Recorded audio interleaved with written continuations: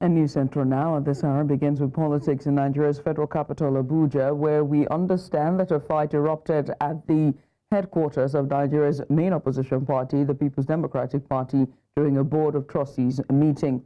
Tensions flared when party chieftain Sunday Ude Okoye was denied entry. The PDP has been entangled in a leadership dispute between Ude Okoye and Samuel Anyanwu over the position of National Secretary. A December 2024 court ruling declared Ude Okoye the rightful secretary, but Anyanwu appealed. Ude Okoye supporters stormed the venue, overpowering security personnel. The situation escalated until law enforcement intervened. Key party figures, including Board of Trustees Chairman Adolphus Wabara, were present. Security has been reinforced at the PDP headquarters as tensions persist. For more on this, we're joined by our correspondent in Abuja, Aminu. Martin, many thanks for joining us. We appreciate you for doing this with us. Until now, it's appeared that the PDP has an internal control mechanism for maintaining order in the face of crisis. So how come this just boiled over today? Martin, if you can hear me, I was asking about, the PDP. We know that they always seem to have an internal, control mechanism for maintaining order. Even, we've seen that all through from last year and early this year. So what really happened this time for things to have boiled over the way they did? Seem to be having Amadinui's audio issues there. We'll try to fix up with him and get to him. In the meantime, the 5th Lake Chad Basin Governors Forum is ongoing at the moment, with security and climate change among the key issues on the agenda. The local organizing committee, chaired by Baba Malam Wali, finalized preparations for the 3-day summit hosted by Yobe State. The forum aims to develop concrete strategies for lasting peace and sustainable development in the Lake Chad region. Wali reaffirmed the state's commitment to fostering regional cooperation and economic growth. With stringent security measures and comprehensive health services in place, the summit brings together regional leaders and stakeholders to address pressing challenges, including security, humanitarian aid, and economic recovery. This year's theme is Rebuilding the Lake Chad Basin, Commitment to Peace and Development. And we're back to that conversation on the PDP crisis, the fight that broke out during the Board of Trustees meeting. Aminu, who's there, now joins us live from the capital, Abuja. PDP has always, for a long time, seemed to have internal control for situations like this, but this time it's different. How did things pan out? What really happened? I apologize for the audios there. The lack of audio. We'll try to fix that and bring that conversation. In the meantime, the African Development Bank has approved funding for a critical feasibility study to explore recharging Lake Chad, as announced at the pre-forum joint press briefing of the 5th Lake Chad Governors Forum in Maiduguri. This move comes amid growing optimism following research indicating that the lake's surface area is gradually increasing. News Center's Umaru Kirawa completes the report. From the top, a view of the Lake Chad, a major water source for millions in the Sahel region. It serves as economic multiplier and means of survival for families depending on fishing and irrigation farming. The Lake Chad Basin, which is said to have witnessed significant shrinkage over the past decades due to climate change and unsustainable water use, is showing signs of recovery according to recent research. 2014, right up till now, we will say the lake is regaining the surface area. So as of last year, we had 16 to 17,000 square kilometers of waters in the lake. Now, there are details that we can share, but we are monitoring the surface area of the lake. I'm happy to announce we just recently got approved funding from the African Development Bank to conduct the feasibility studies for this project. The project was approved in November, and we are starting implementation this year. So we are going to do feasibility studies to do the improvement of the hydraulic capacity of the Shari and Logun system and of the Komadugu Yobe, and also of the lake. So those studies are going to start. And we hope once this is done, then we're going to come up with an investment plan which the countries are going to support in terms of dredging and making sure that the lake is reconstituted. This is said to form a major part of discussion by experts as governors of the 8 states in the 4 Lake Chad countries of Nigeria, Chad, Niger and Cameroon, as well as policymakers, among others, converge for the 5th Lake Chad Governors Forum. Day 1 will begin with an in-depth analysis of current security and humanitarian trends in the Lake Chad region. It will be followed by a review of the regional strategy for stabilization, recovery and resilience, where stakeholders will explore updated strategies and implementation tools and the funding mechanism enriched by insights from traditional rulers and expert discussions. Key initiatives include the Stabilization of Development Fund will also be launched, underlying the importance of resource mobilization for sustainable peace building. Hosted by Yobe State Government, the 5th Lake Chad Governors Forum is a platform to strengthen regional cooperation and address pressing challenges in the Lake Chad Basin, including stabilization, recovery and resilience. In Maiduguri for News Central, Umaru Kirawa. President Bola Tinubu has returned to Abuja from Tanzania, where he participated in the African Heads of State Energy Summit in Dar es Salaam. Now, the president was received by top government officials, including the Minister of State for Defense, Bello Matawale, the National Security Advisor, Nuhu Rubadu, and the Chief of Staff to the President, Femi Gbajabiamila, among others. The 2-day summit was hosted by the government of Tanzania in collaboration with the African Union, the African Development Bank Group, and the World Bank Group. Still on the summit, where the African Development Bank has pledged $40 billion to help the continent to achieve its energy goals, which aims to provide electricity for 300 million residents by the year 2030. The objective, known as the Dar es Salaam Declaration, was agreed by several African states, including Nigeria's President Bola Tinubu, at the recently concluded Africa Energy Summit, which was held in the capital of Tanzania. Aminu compiled this report. It was a 2-day summit hosted by the government of Tanzania in collaboration with the African Union, the African Development Bank, and the World Bank Group. The summit focused on providing access to electricity for 300 million people in Africa by 2030, known as the Dar es Salaam Declaration. Experts in attendance urged African leaders to put in more effort in helping the continent achieve its SDG goals and, at the same time, urged the private sector to join this effort. We have to accelerate our collective efforts to fast-track the solution for SDG 7, but also the Paris Agreement, and propel Africa to become a clean energy powerhouse. This requires urgent action in 3 key areas beyond this summit. First, creating the right enabling environment to attract scaled private and public investments through stronger, stable, and more coherent policy and regulatory frameworks.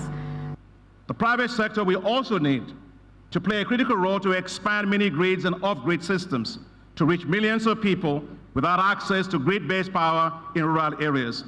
Our collective effort is to support you, our heads of state and government, to develop and to implement clear actions embedded in country-led national energy compacts, your compacts, to deliver on your visions for electricity in your respective countries. The African Development Bank and the World Bank, while throwing their weight behind this lofty ambition, pledged their support, expertise, and financing to achieve this goal.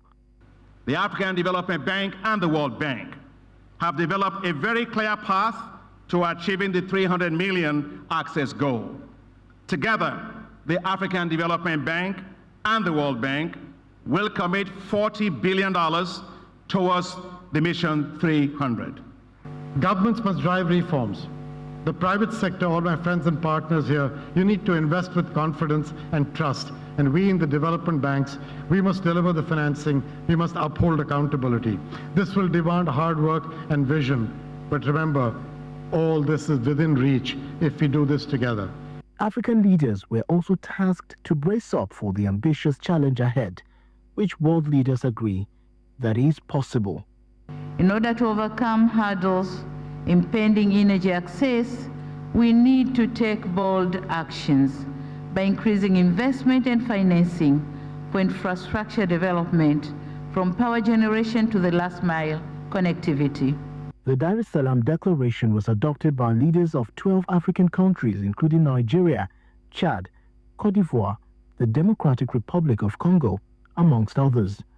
The plan aims to utilize the National Energy Compact, which identifies specific policy measures to address constraints across their energy sectors. You're watching news now on News Central Television. We're going to a short break. When we return, a Lagos building collapse in the Aja area. We'll tell you more after the break. Join us again. And welcome back. Following the fight that broke out during the Board of Trustee meetings for the People Democratic Party, we want to find out more. Our correspondent Aminu, who's been covering the report or the story, joins us live from the capital, Abuja. Aminu, let's just get started. What really happened today at the Secretariat in Abuja? The culmination of a crisis that has brewed for several months. Just before the Imo State off-cycle governorship election last year, the National Secretary of the People's Democratic Party, Samuel Anyanwu, opted to contest for the polls, of which he contested for the poll and lost. But during that period, the caucus of the Imo State caucus of the PDP had voted that Sunday Ude Okoye, because that slot was given to the Southeast region, they had voted that Sunday Ude Okoye should replace Anyanwu, for which he did. Now, after the election, Anyanwu came back and wanted to reclaim his seat, saying it was an elective position, for which Sunday Ude Okoye refused. It went to the courts, and then sometime in December 2024, the Court of Appeal in Abuja affirmed the faction of Sunday Okoye as the valid Action National Secretary, a decision that Samuel Anyanwu appealed to the Supreme Court. Now, today at the Board of Trustees meeting, Anyanwu had come in earlier, and then when Sunday Ude Okoye came in, his supporters forced Anyanwu out of the hall, for which Anyanwu's supporters came back to try to force him back into the hall. So it was like a case of two national secretaries attending a Board of Trustees meeting. At the moment, there's some sort of calm, but because it was a very, very heated argument, it was a fight.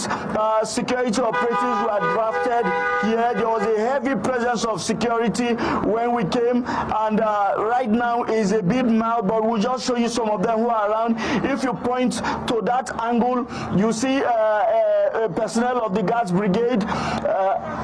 Then if you also look behind me, you see police personnel still sitting down. Yes, she's just trying to get you personnel of the Guards Brigade who had come in to restore some law and order.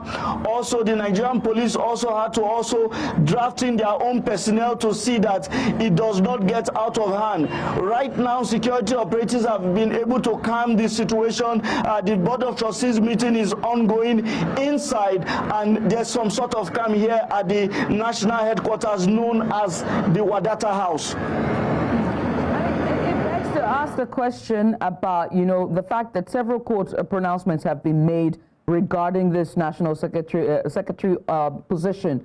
Then how come it has not settled this matter? And what do you think is the way forward for this matter to quell out?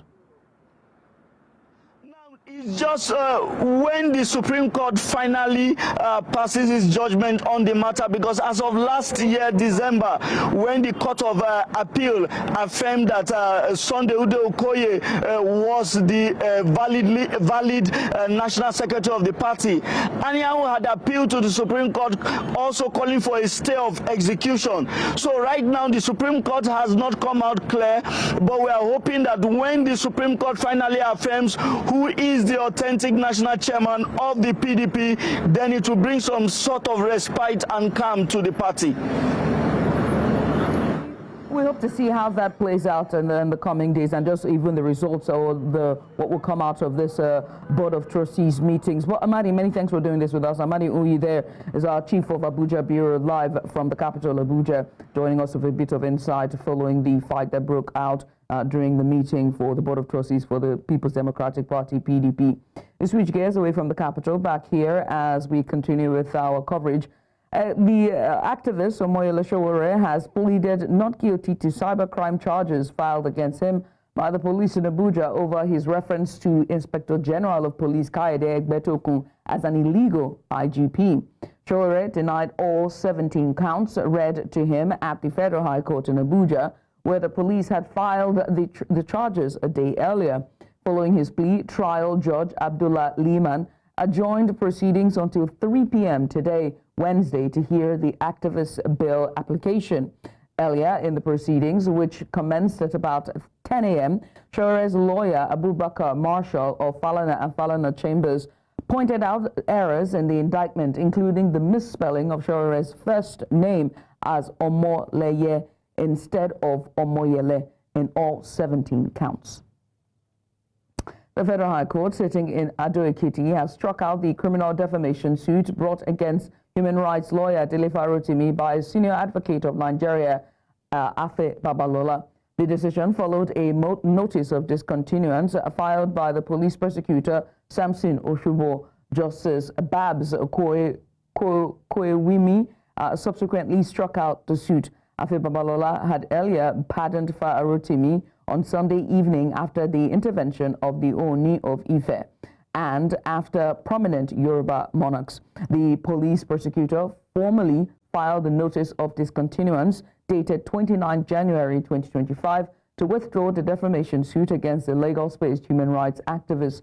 Speaking to journalists after the ruling, Farotimi's lawyer Adeyinka Olumide Fasiki San confirmed his client's agreement with the discontinuance notice and noted that they are awaiting further proceedings in other courts. There's one at Abuja. There's another one in Port Harcourt. There's another one in Ibadan. There's another one in Abeokuta. So until we see what happens with those ones before we can make any comment on anything. A surprising turn of events. The Nigerian police have filed a notice of discontinuance in the alleged defamation suit brought by the Inspector General of Police Kayode Egbetokun against Lagos-based legal practitioner and author Dele Farotimi. Recall that the Inspector General of Police Kayode Egbetokun had originally filed the suit, but on 29th January, a notice of discontinuance was submitted. The notice, signed by police prosecutor Samson Osube, cites Section 108(12)A of the Administration of Criminal Justice Act 2015 and states that the charges will be struck out at the request of the nominal complainant, Afe Babalola. This development follows the intervention of concerned Nigerians. While the parties are present at the Federal High Court in Ado-Ekiti, the judge has yet to formally strike out the charge. A two-story building has collapsed around the Aja area of Lagos. According to eyewitnesses, the building, which was still under construction, came crashing down at about 2 p.m. on Tuesday. Witnesses say they cannot confirm the number of casualties, but they believe 6 people were pulled out, but 2 had died. Earlier, our correspondent Bernard Akede joined us from the site of the collapsed building. Here's his report.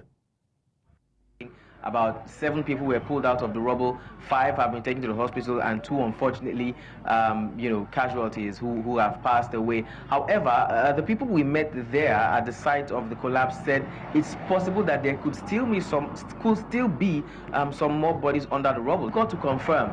Some of the people there said it's possible that there may still be some bodies underneath the rubble. We cannot confirm that, but we know that it was difficult getting here, first of all, because the information that was put out on social media was not exactly accurate. Some of the information we got was saying it was at Chevron Drive. Some were saying Aja. I even saw one saying Vulture Estate. I've never heard any place like Vulture Estate before. Eventually, before we were able to get here, and then unfortunately, our live transmission was cut short. Or actually, we were not even allowed to go live by estate management, and that's why we're standing outside here. The Nigerian government has deported 828 illegal migrants in 2024 as part of its intensified efforts to curb irregular migration and bolster national security. Minister of Interior Olubunmi Tunji Ojo announced the development during a media briefing in Abuja. He also revealed that 137 victims of human trafficking had been rescued, while significant strides have been made in modernizing border and immigration systems. Key reforms include the establishment of a central visa approval center, the construction of Nigeria's largest data center, and the integration of Nigerian passports into the International Civil Aviation Organization database. To further enhance security, a new command and a control center has been set up to enable real-time monitoring of all entry points. These efforts have contributed to the seamless processing of over 1.8 million passports in 2024.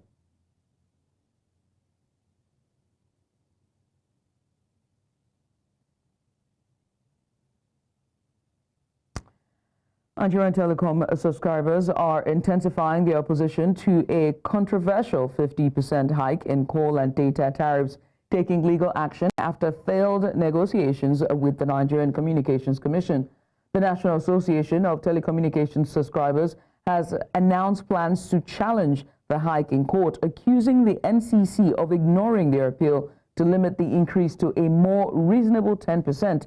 This tariff hike, the first in over a decade, has sparked widespread outrage from advocacy groups and labor unions who argue it places an unfair burden on low-income Nigerians and small businesses. The Socio-Economic Rights and Accountability Project, SARAP, has also filed a lawsuit against the government, calling the increase unconstitutional.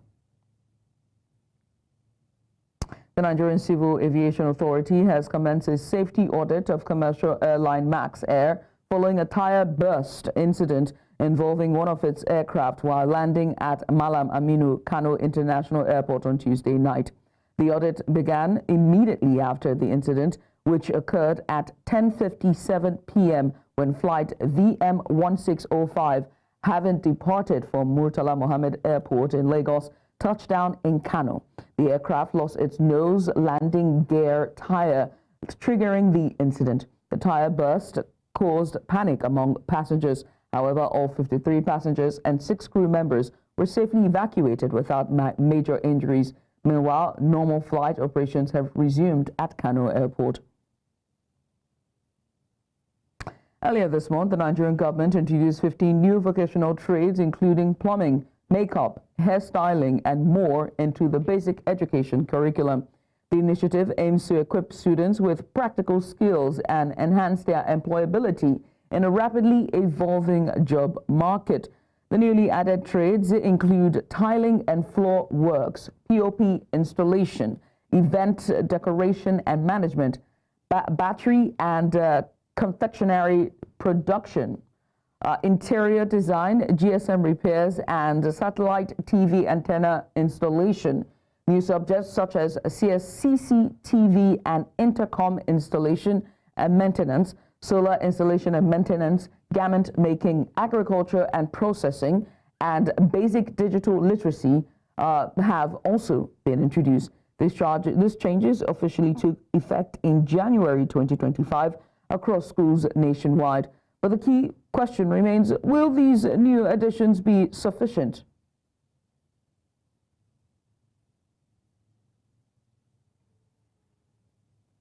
Only time will tell. And now we'll move on to security, as Pan-Yoruba socio-political organization Afenifere has called on President Bola Tinubu to overhaul Nigeria's security architecture to enable citizens live and move about without fear of being kidnapped or harassed. It said the overhauling should include accelerated action on the decision of the government to have state police.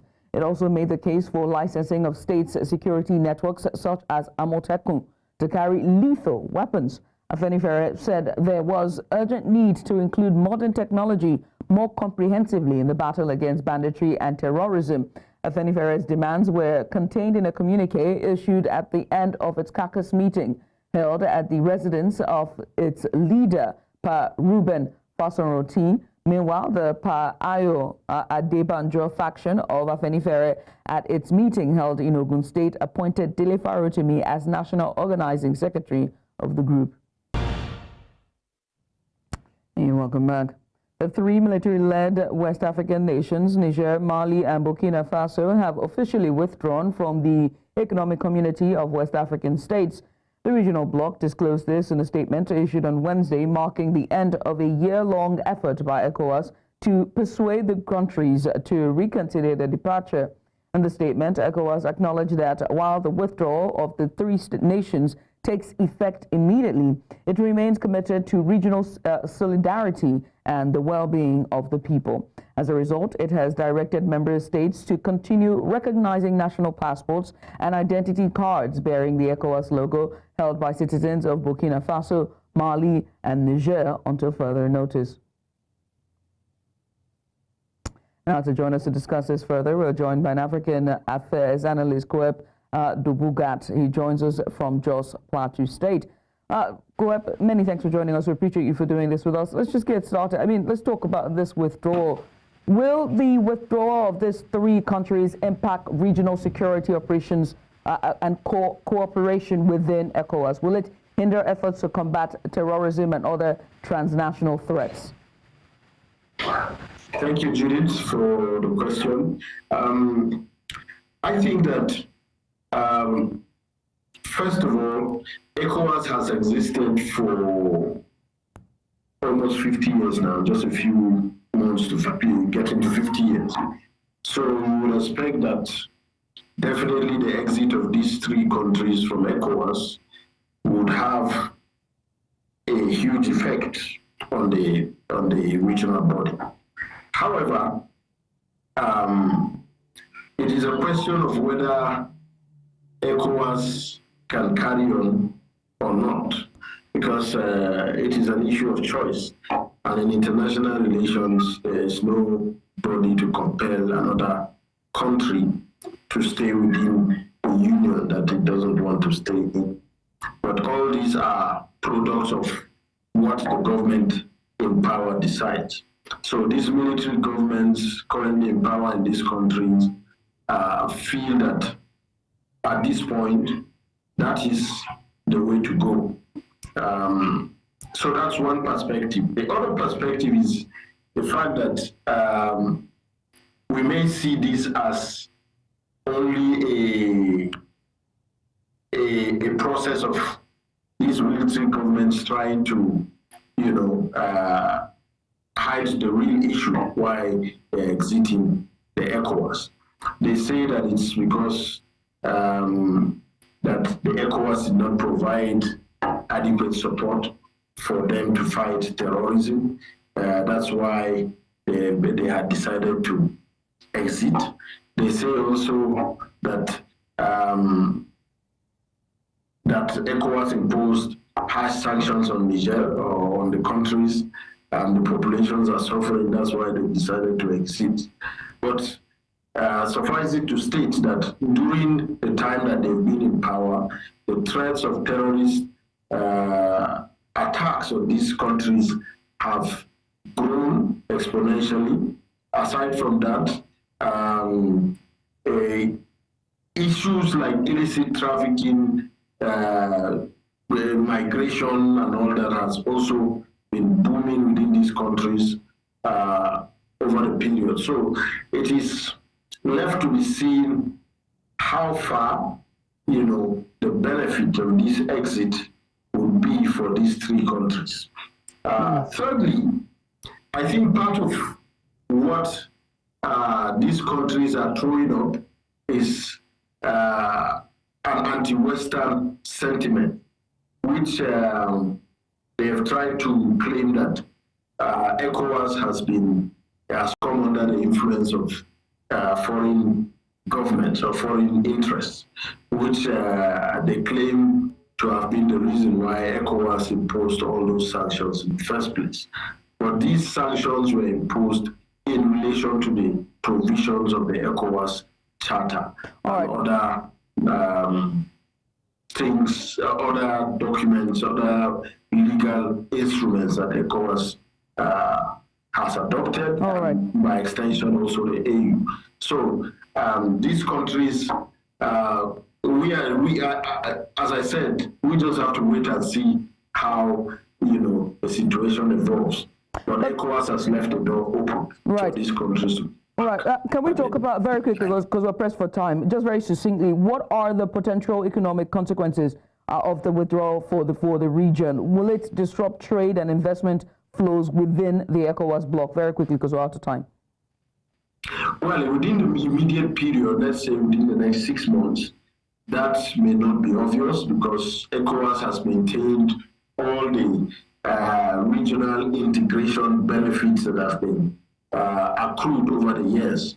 The freedom of movement protocol is still in place.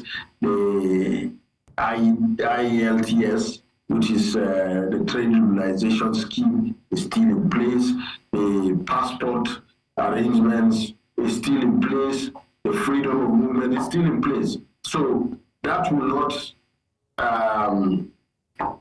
be obvious within, as I said, the next 6 months, during which ECOWAS has left the door open for these countries to reconsider. However, beyond that time, I think we will begin to see some real economic effects. Real economic effects, I would say, more for the countries living than for ECOWAS, because the populations in these countries constitute only, I would say, about 15 to 19% of the ECOWAS region, and about 7%, 12%, and then also the economies of these countries put together constitute only about 15% of the region's economy. So, I don't see how that would affect the region economically. Rather, it will just the region has to just make some adjustments, and within that period, we will see a few effects. Kwepe, many thanks for doing this. We'd also appreciate you for coming on. Kwepe, just giving us a bit of insight with the exit of the 3 military states as Mali, Niger, and Burkina Faso. We switch gears from ECOWAS now to South Sudan, where we understand that a plane carrying oil workers in Unity State crashed on Wednesday, killing 20 people. Unity State's Information Minister, Gawach Pipal, said the aircraft went down at the Unity oil-filled airport as it was en route to the capital, Juba. According to Pipal, the passengers were oil workers from the Greater Pioneer Operating Company, a consortium that includes the China National Petroleum Corporation and state-owned Nile Petroleum Corporation. Among the victims were 2 Chinese nationals and 1 Indian. He also provided no further details on the cause of the crash. Initial media report had put the death toll at 18, but he later confirmed that 2 survivors had succumbed to their injuries. 1 person survived the crash.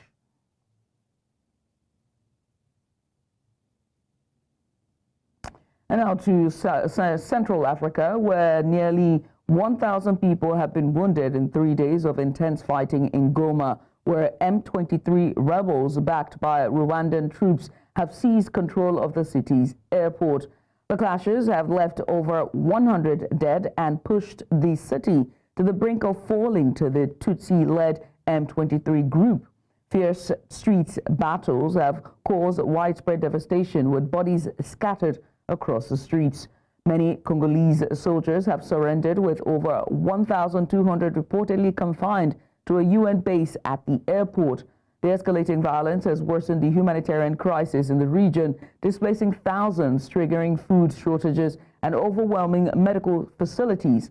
With regional tensions fueling instability in eastern DRC, the country's president is set to meet his Rwandan counterpart at an emergency summit on Wednesday.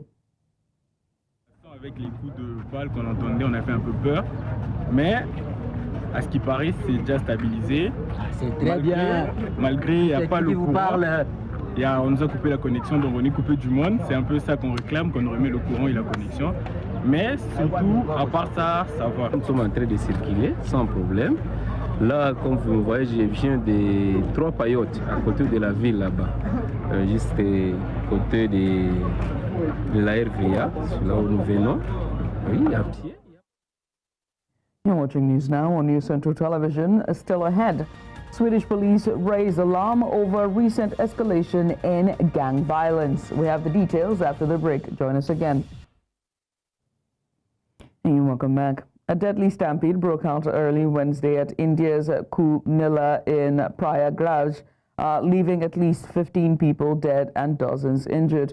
The chaos erupted when a surging crowd of pilgrims eager to participate in a sacred ritual overwhelmed a police condo.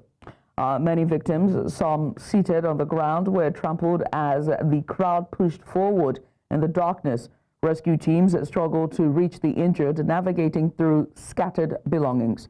Meanwhile, the Prime Minister of the country has expressed his condolences, describing the incident as extremely tragic.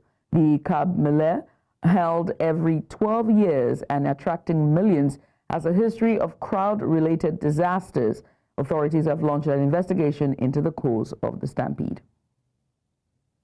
जाम में लगे हम के नहाने के लिए जाने तो बड़ा भीड़ हो चुकी है भीड़ से मने मम्मी बोलल कि जल्दी आपस हो जा जैसे आपस हो तुम के आपस होके में सारा हम रेडी मार के सफा हम दी का चार दे के संग जाते और कौन आपके फैमिली से 14 फैमिली हम दिखे. For more on this, we're joined by international correspondent Afia Hagan. Afia, tell us what's the latest on this stampede in India? Well, the updated numbers are now that 35 people have died and over 90 people have been injured at the stampede at the Kumbh Mela festival. Millions of people attending this festival, the confluence of three rivers, and it's a really, really important religious festival. And actually, despite the fact that these 35 people have died, 90 people have been injured, the festival is ongoing. Now, the stampede occurred as people were trying to bathe in the rivers, at the confluence of the rivers, and that is still going ahead despite the fact that this tragedy has occurred. And why do so many people attend this festival? What's the festival about? Yeah, and that's a really good question, and one that I dug into today. So the Kumbh Mela Festival is held every 12 years. It's the largest religious gathering in the world. It's so huge that, in fact, you can see it from space. There was pictures taken from the International Space Station yesterday. And, you know, this festival is held at the confluence or the join of these three rivers, the sacred Ganges River, the Yamuna, and the mythical invisible Saraswati rivers. Where those rivers join, that's where people gather to worship. Tens of millions of pilgrims, and it's about bathing in those sacred rivers to cleanse themselves of their sins, help break free from the cycle of birth and death, and attend salvation. People wearing the marigold garlands. It's a huge draw for people to seek blessings, and it's really an important festival. And this crowd is even bigger because this time the festival is known as a Kumbh Mela, which means a great festival, which only happens every 144 years. And many pilgrims visiting the site did so because they won't be able to do it again in their lifetime. So many more millions of pilgrims gathering at this particular festival means that this tragedy has occurred. And you say that the festival is still ongoing despite the stampede. So one has to ask, what has been the reaction to the crush at the festival? Yeah, you're absolutely right. The festival is ongoing. So many people have gathered there. They're still gathering to bathe in the rivers. So the Prime Minister, Narendra Modi, has reacted to this, saying that it's a terrible tragedy. The government, though, have been silent on the tragedy and only said so far that several people have been injured. The Defense Secretary, Minister Singh, has also offered his condolences to those who died in the crush. Now, the opposition government has said that half-baked arrangements were to blame.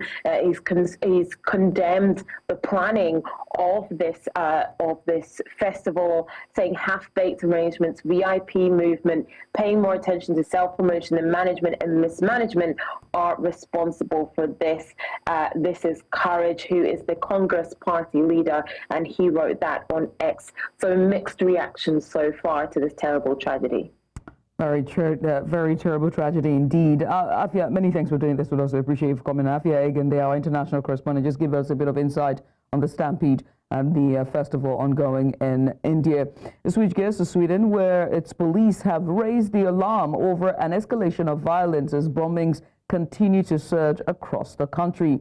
This follows the arrest of 2 individuals in connection with a series of explosions on Tuesday in Stockholm and Helsingborg. With over 30 incidents recorded since the beginning of the year, authorities have noted a shift in the nature of these attacks. The explosions now appear to be economically motivated, primarily targeting businesses for extortion, marking a departure from the previously dominant pattern of gang-related violence.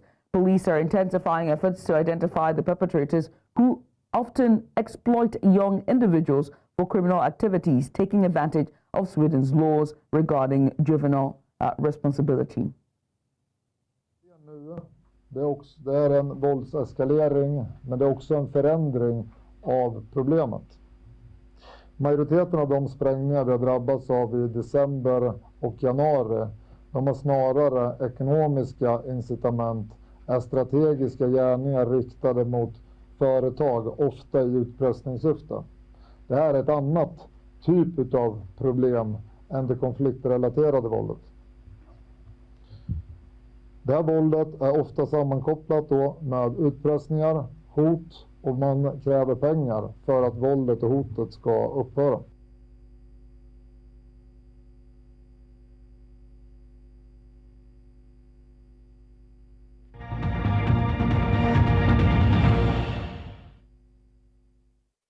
Nigeria's Debt Management Office, DMO, has announced the results of the January 2025 Federal Government of Nigeria bond auction, raising 669.94 billion naira, with 606.46 billion naira allocated across 3 bond tenors. The auction saw strong investor interest, with competitive yields reflecting market conditions. Notably, 368.31 billion naira was allotted to the 22.60% federal government January 2035 bond, emphasizing the government's focus on long-term financing for critical infrastructure and development projects.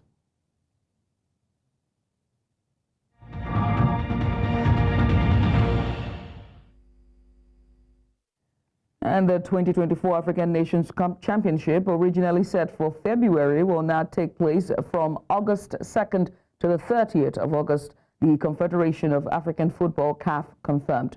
The tournament, co-hosted by Kenya, Tanzania and Uganda, was postponed to allow more time for facility preparations.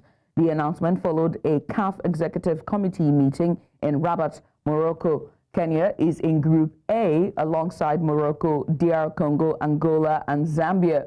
Defending champion Senegal, placed in Group D, will begin their title defense against Congo, Sudan and Nigeria. Tanzania in Group B, while Uganda awaits 2 final qualifiers in Group C. Additional qualifiers involving Algeria, Comoros and Egypt and others will determine the final teams, though the dates remain undecided. And that's all we can take at this hour. But before we go, let's take another look at some of the major stories. The People's Democratic Party Board of Trustees meeting turns chaotic as fight breaks out. The Federal High Court strikes out criminal defamation suit against Dele Farotimi. And we also told you that 20 killed in disaster at Unity Oilfield Airport, Unity State in South Sudan. Remember, they can watch News Central live on DSTV channel 4221, Star Times channel 274, or also on Avo TV and YouTube. Many thanks for watching. I am Judah for TV. Bye for now.